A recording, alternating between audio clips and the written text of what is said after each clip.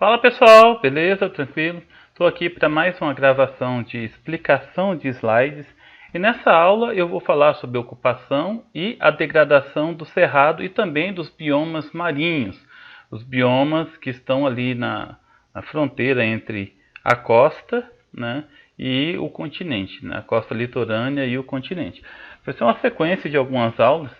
Vai ser uma sequência de 3 aulas em que eu vou falar sobre a ocupação e degradação dos biomas brasileiros, ok? Então vamos lá pessoal, vamos à nossa aula, tá? Vai ficar só o slide na tela para que vocês possam estar acompanhando, ok? Então vamos lá pessoal.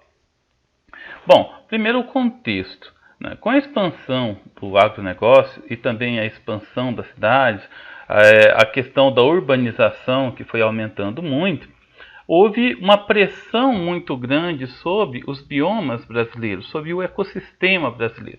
E os dois principais biomas que sofreram com essa situação foram o cerrado e também os mangues.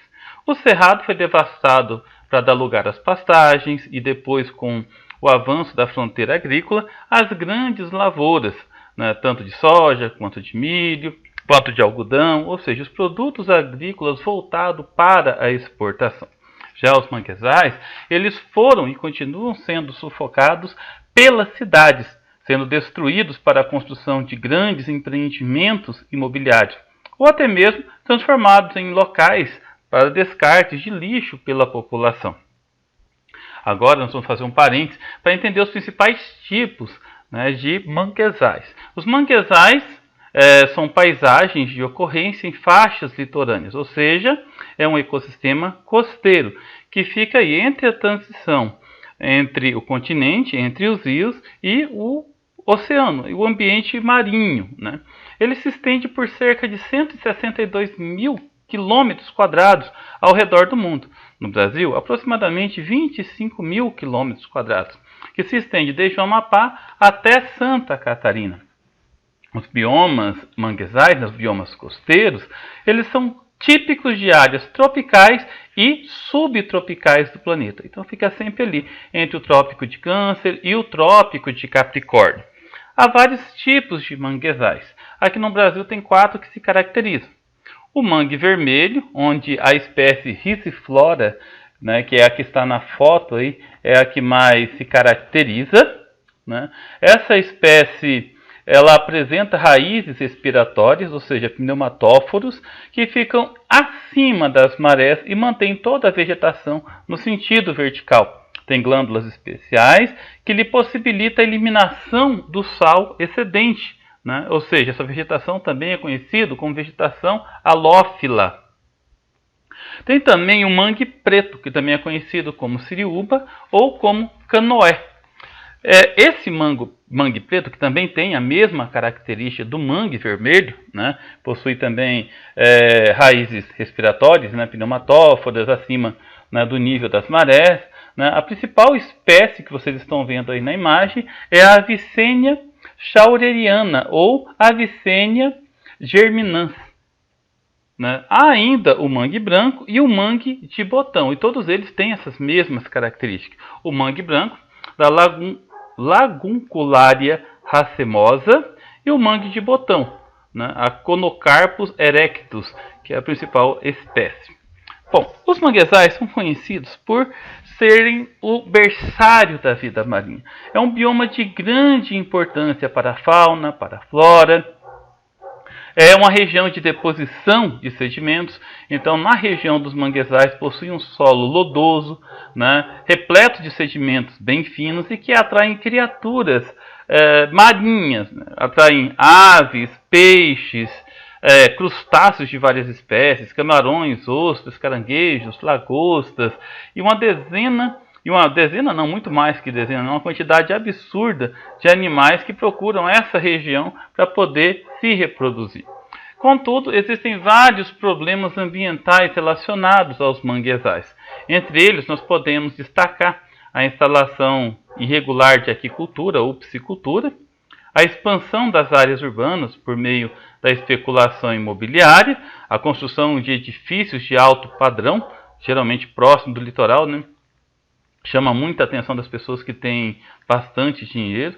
A construção de diques ou processos de drenagem. E também, pessoal, o acúmulo clandestino de lixo. Na cultura da nossa população, jogar lixo em áreas de manguezais é bastante comum, infelizmente, né? Os problemas sociais dos mangues, segundo o Ministério do Meio Ambiente, são tão importantes quanto os problemas ambientais, porque limita a esfera econômica. Há muitas pessoas que precisam dos manguezais para poder sobreviver. E aí nós temos aí, né, quase 1 milhão de pessoas, principalmente na região Nordeste, que sobrevivem aí da coleta de animais dos manguezais, principalmente do caranguejo, como vocês estão vendo aí nas imagens. O jundum, ou vegetação de junco, é a vegetação que fica disposta no ecossistema das praias. Mais precisamente na faixa arenosa que liga o oceano ao continente. Essa vegetação aqui, pessoal, que fica entre as praias e a restinga, pessoal. A restinga não é o jundum. O jundum é aquela vegetação de transição. Em alguns materiais coloca como sendo a mesma, né? Mas não é. A restinga tem uma vegetação ressequida por causa da questão do sal, né? O jundum é extremamente importante para manter o equilíbrio da costa litorânea. As raízes do jundu exercem a função de uma tela que fixa o avanço da areia em relação, né, em direção ao continente. Pessoal, agora nós vamos falar um pouco sobre o cerrado. O cerrado é um dos grandes hotspots mundiais, né? No Brasil nós temos 2 hotspots. Nós temos aí a Mata Atlântica e depois o Cerrado. Hotspot é aquele bioma que possui uma grande biodiversidade e que já teve mais de 50% da sua vegetação nativa, né, devastada. No caso do Cerrado, esse índice ultrapassa os 80%. Segundo a Embrapa, nesse bioma nós temos aproximadamente 12 mil espécies de plantas, 199 espécies de mamíferos, 837 de aves, 180 de répteis, 150 de anfíbios, 1.200 espécies de peixes, 67 mil espécies de invertebrados. Observe que a biodiversidade do Cerrado é riquíssima e muito grande. Nesse mapa você consegue perceber a extensão da área do Cerrado no Brasil. Então, uma área de pouco mais de 2 milhões de quilômetros quadrados, né? E é importante a gente salientar que os impactos da devastação do cerrado não fica restrito apenas ao bioma. Ele se estende também para os biomas vizinhos, como o Pantanal, a floresta amazônica, mata de cocais e assim por diante. O cerrado, que é conhecido como a caixa d'água do Brasil, né? Ele possui várias nascentes que dão origem a lagos, a córregos, a rios, que são pertencentes a várias bacias hidrográficas. Então, todos esses cursos de água que nascem na região do Cerrado são extremamente importantes para toda a região do Brasil, principalmente para os demais biomas. A questão é que a ação antrópica ameaça muito esse bioma, né? Ele é um dos biomas que mais sofreu, aliás, é o segundo que mais sofreu. O primeiro é a Mata Atlântica, cerca de 80% foi devastado. Essa aqui é a cobertura original do Cerrado, e essa aqui é mais ou menos a cobertura que se tinha em 2002. Então, de lá para cá a devastação continuou, então os resultados são ainda mais feios. É bem provável que seja muito menor que isso. Eu não consegui uma imagem de 2020, da devastação de 2020 para poder colocar aqui para vocês, né? Então, nos últimos 30 anos, o índice de desmatamento aumentou de forma assustadora. Eu coloquei aqui o exemplo de Sinop, Mato Grosso, do oeste da Bahia e do sul do Piauí, porque está no material, mas vamos colocar aí todo o nortão de Mato Grosso, né? Colocar Goiás, Mato Grosso do Sul, então toda a extensão da área de Cerrado, onde começou aí, né, a ter um desmatamento muito grande por consequência da expansão da agropecuária. Porque é questão do avanço das fronteiras agrícolas, né? Esse avanço das fronteiras agrícolas, ele vem sendo estimulado desde Getúlio Vargas, pessoal, não é recente não. Só que ele foi fortemente estimulado durante a ditadura militar, ou seja, durante as décadas de 1970 e 1980. Então a ocupação dessa região central do Brasil, a região de Cerrado, para a incursão de práticas agrícolas foi fortemente estimulada pelo governo federal. E vocês podem observar aqui, esse mapa do IBGE está falando das plantações de soja, né? Mas não é só soja, é qualquer área, né, qualquer produção agrícola. Entra aí também o milho, o algodão, entra também as pastagens, né?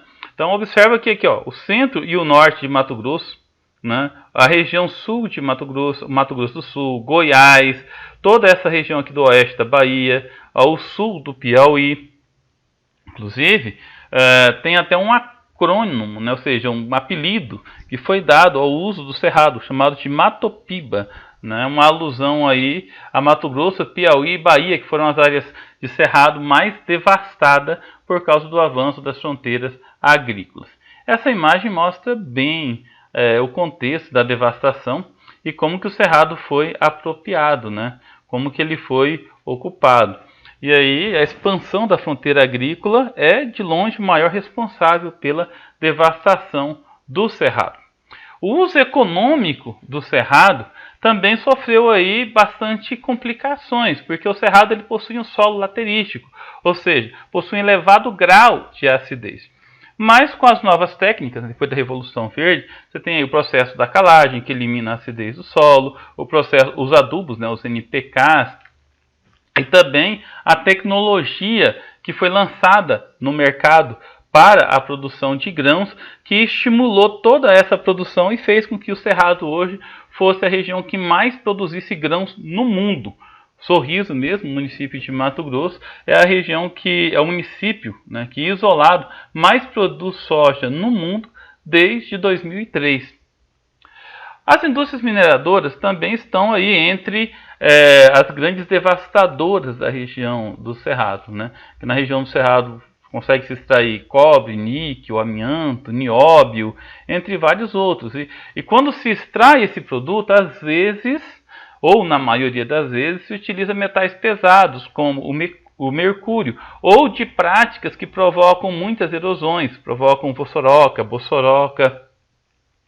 Alguns produtores vêm tentando, né, aqueles mais conscientes, aqueles que utilizam uma técnica mais avançada, né, eles utilizam técnicas como a curva de nível, né, que aproveita a declividade do terreno, e o plantio direto, para diminuir o processo da erosão, para diminuir o processo da desertificação, né, o processo erosivo, para conter o processo erosivo. O processo do plantio direto mantém a umidade do solo e, ao mesmo tempo, né, diminui todo o impacto erosivo da falta de vegetação no solo. É claro que é uma medida paliativa, mas vem diminuindo bastante o processo erosivo na região do Cerrado. Bom, pessoal, é isso aí. Falei um pouquinho sobre a ocupação e degradação tanto dos manguezais quanto dos cerrados. Agora não esqueçam de fazer o resumo, né, de deixar o comentário aqui no vídeo e fazer também as atividades no nosso material de estudo, ok? Fiquem com Deus e até a próxima. Valeu!